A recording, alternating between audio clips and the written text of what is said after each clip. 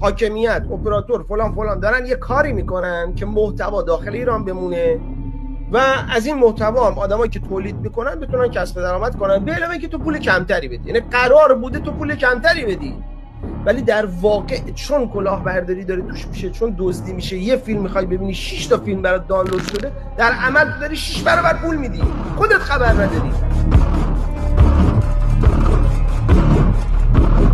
شما ترافیکت که خورده بشه، چون نمیدونی چه اتفاقی برات افتاده، نمیدونی یقه کیو بگیری، میری دوباره ترافیک میخری. ولی واقعیت اینه که اینا نصف ترافیک تو دزدیدن.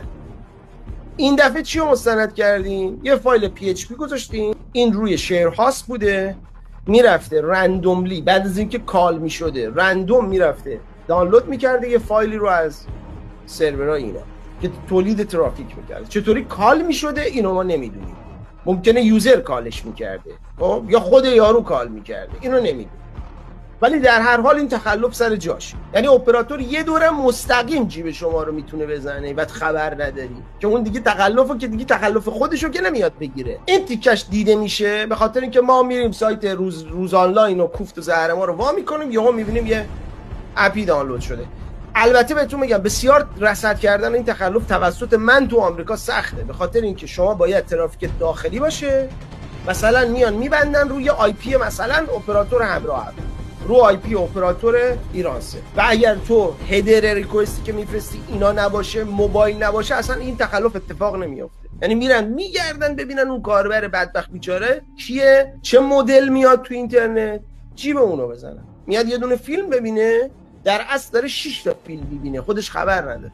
یهو باز میکنه میبینه 10 تا فیلم دیگه هم دانلود شده که اصلا نمیخواسته، ترافیکش صفر شده، پولش رفته.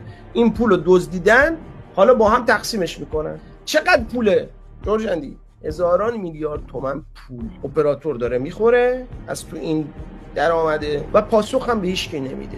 یک نفر رو نمیتونید تو ایران پیدا کنید که بگه اپراتور به ما زنگ زد که آقا ببخشید تخلف شده بود بیا پولت.